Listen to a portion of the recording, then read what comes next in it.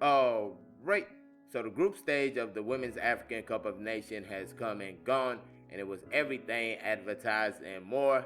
We saw some great football being played, the goals, the saves, and the stars being stars.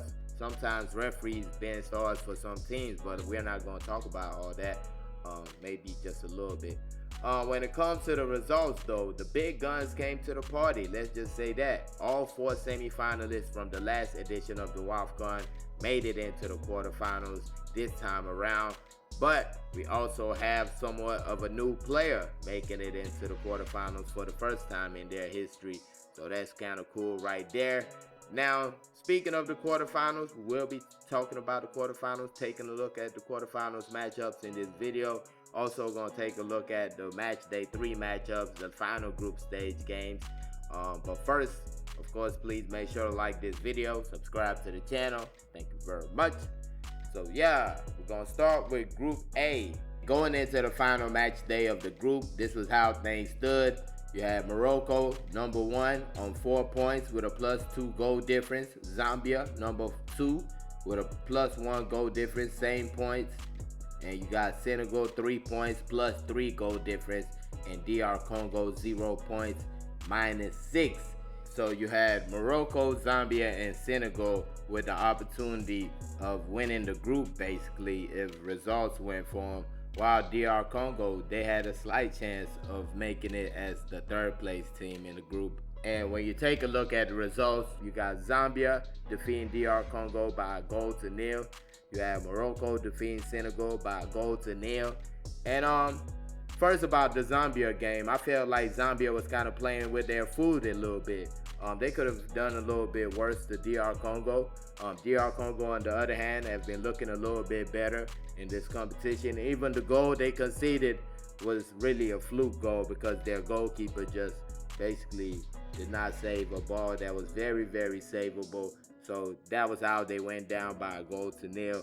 But I still felt like Zambia could have scored more goals. Maybe DR Congo could have gotten 1 or 2 themselves, but I felt like Zambia was on top for the most part of that game, and they just it was in their hands to get that first position, but they only won by 1-0. Especially, you see the red card right there. Red card, DR Congo, the player with a high boot, clattered the girl in the face. You could tell it was a red card once it happened. And even from there, DR Congo held on, and it was only 1-0 at the end. Morocco should be lucky that they got that first position. Let me just be honest. First of all, their goal was a penalty. Really should have been a red card for the Senegalese goalkeeper. The player got in her way, and she kind of punched the player, trying to move her out the way. Rush of blood to the head, moment of madness, whatever you want to call it. It was wrong, and they go to VAR. They come back, and they give her a yellow card, and they call it a penalty. And I wasn't a fan of that decision because she was fouled. That's the first thing. She was fouled. The player got in her way. Yes, she punched the player, but let's follow the rules here. The player got in her way. That's a foul. Then she punched the player. That's a red card. But they gave her a yellow card for the punch, which is utterly ridiculous. And they give the team a penalty. And I felt like that was, come on now. What are you doing? That's just you making up your own rules to football when that kind of stuff happens. They get that. And also at the ending of the game, the Moroccan goalkeeper goes out for a ball that comes into the box, and she just punches the Senegalese player dead in the face. Did not touch the ball. Punched her in the face. No VAR check, nothing. Come on now. What are we doing here? What are we really doing here? But as we take a look at the table, you got Morocco on top with the +3 goal difference, same points as Zambia, just over them on points difference. You got Senegal with the 3 points, +2 goal difference, so they had a chance of making it into the quarterfinals. Of course, we know that they made it into the quarterfinals, but right now they had to at least stay up for the next match coming up the next day to know if they would really be qualifying. And then we move to Group B with Nigeria on top with 6 points, Algeria on 4, Tunisia 1, Botswana 0. And just like Group A, every team in this group had a chance of making it into the quarterfinals of the competition. The Super Falcons, all they had to do was get a draw and they'll be on first position. A loss to Algeria would have seen them in second position with Algeria in first. Then Tunisia, they had to get a win to get into the next round because you already got Senegal on 3. So that would have guaranteed them qualification into the next round. Botswana, they had to get a win, and it had to be a pretty good win because you got to look at the goal difference on Senegal. They had a +3, so you got to at least come close. Then you got to look at what's going to happen in Group C. But going into the final day, those matches right here, low scoring when it comes to the Super Falcons and Algeria, the Phoenix of Algeria. But you had the Firestorm, the Tunisia versus Botswana matchup. Really good matchup. Tunisia took a 1-0 lead. Botswana, I believe, in the second half got the equalizing goal. Then in the added time, they got the final goal. Big moment.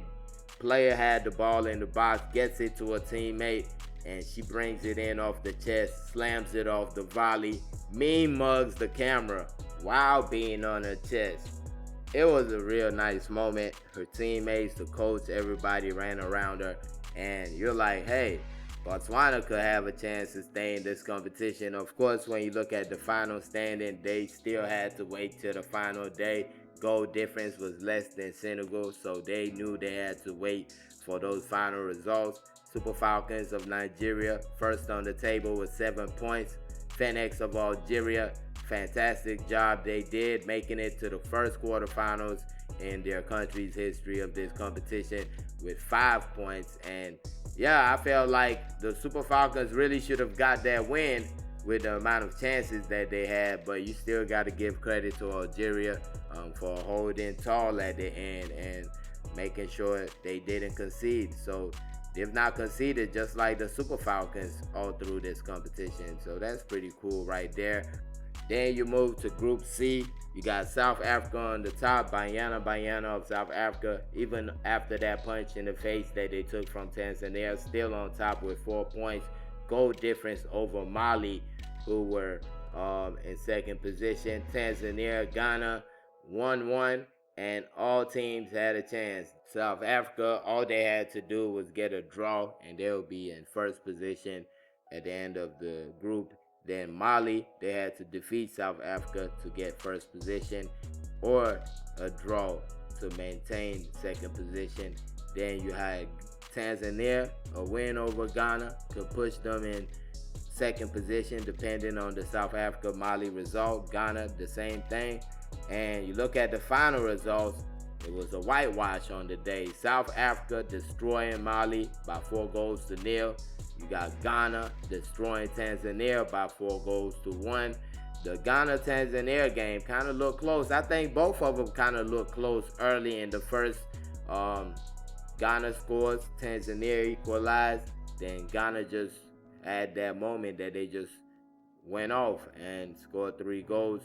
And that was that for Tanzania in the competition. South Africa, just about the same thing. Scored, then scored, then scored, then scored 4 goals. And everything was set at the end of the day. South Africa, number 1.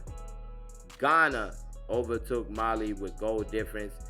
Tough result for Mali. They're in third position, and they qualified for the next round. And that's all that matters, really. And then we finally move into the quarterfinals. And these are the 4 matchups that will be played in the quarterfinals of this competition.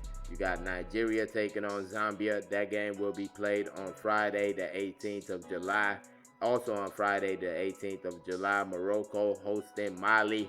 That's going to be a good one. I believe that will be the 8 p.m. game, 8 p.m. Nigerian time. I think the Nigeria-Zambia game will be 5 p.m. Then on Saturday, you got the Phoenix of Algeria taking on the Black Queens of Ghana. That game will be played 5 p.m. Then South Africa, Senegal, the 8 p.m. matchup. So some pretty nice matchups right here. The first one I'm going to talk about, South Africa, Senegal. I feel like this is going to be a pretty good one. I feel like South Africa should come out on top, but Senegal has been showing that they're a quality side. They might lack some experience when it comes to the games, especially the ones they lost. They showed a lack of experience, but at the same time, they've showed that they have quality in their side and they're not no pushover. So this is going to be an interesting one. I do expect South Africa to come out on top at the end, though.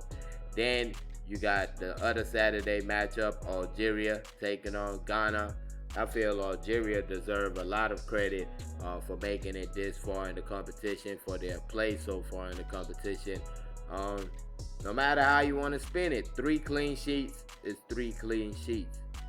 No matter how you want to say it happened, yes, we had a whole bunch of chances against we being the Super Falcons, but at the end of the day, they kept the clean sheet, their third straight one in the competition, so they have to get credit for that. I do believe Ghana is warming into the competition. Their last performance was kind of 5-star. They got the goals. They had that 5-star performance. Everybody with smiles on their face. They're coming into this game in a good mood. So I feel like this is going to be a tough one. I think Ghana will be the team I would think will get it. But if Algeria wins, there's a chance they could be playing Morocco, and I really would like to see that matchup right there. That would be something. So even though I believe Ghana will win, I wouldn't mind Algeria picking it up, but I don't know. I feel like Ghana have what it takes to kind of make it tough for Algeria. I felt like Algeria didn't attack enough when they played us. Yes, you kind of held it together a little bit defensively, but going forward, I saw nothing. And yes, you can pick it up against a lesser side, but I don't know how much you could pick it up in this game right here. So at the end, I just see Ghana again over the hump and making it into the semifinal. Then you got the next one, Morocco taking on Mali. That's going to be another tough one. Morocco had a tough time with Senegal, like I told you guys early. And Mali is also a physical side, athletic side. And yeah, they can make it real tough for them. They can score goals. They can defend pretty well. Even though it didn't look like it against South Africa, they do know how to defend. So this is going to be an interesting one right here. I do expect Morocco to come out on top. I think they got quality on the side, and just having that home field advantage on your side is going to be real tough for Mali on the day. I think it could be tight, but at the end, I just don't see how Morocco don't get past them and make it into the semifinal. Then, of course, the final quarterfinal, which is really the first quarterfinal that will be played. Nigeria taking on Zambia. This is going to be a real interesting one. A powerhouse taking on an upcoming powerhouse, a team that a lot of people have picked to be doing great things in this continent. And to be the best, you got to beat the best. And you're looking at them right here. The Super Falcons of Nigeria taking on the Copper Queens of Zambia. That is going to be fireworks ready right there. This is a prove-it match for Zambia. You got Barbara Banda, you got Rachel Kundananji. You guys are supposed to be the next big thing, or the now big thing, when you look at the fact that Barbara Banda is the player of the year, the African player of the year. So, hey, beat the Super Falcons. That's the thing right there. And when it comes to the Super Falcons, yes, you've not looked so good in this competition, but defensively, you've looked awesome. Yes, you've had 1 or 2 moments that you're like, what is really going on? But when you look at the whole 3 matches, I think we barely gave up chances. We gave up the fewest chances probably in this competition so far. So, yeah, there's a lot to hang your hat on if you're the Super Falcons. I think this is going to be a tough matchup. I think all options are on the table. It could be played in 90. It could be played in 120. It could get into the penalty shootout. Now, obviously, I'm going to go with Nigeria in this one. This is Naijabiasfc football channel, so don't be surprised that we're biased over here. But I do believe if Justin Madugu comes out playing, if he doesn't come out with the right lineup, it could be a long day for the Super Falcons. I do kind of understand that. But at the same time, we have Chiamaka Nadoze. We have a good defense. I just believe the team will drag the coach to that semifinal. But let's see how it goes, though. And also, let me know your thoughts about these games. Put them in the comment section. Your thoughts, your predictions, all that good stuff. Make sure to like this video. Thank y'all for watching. Peace.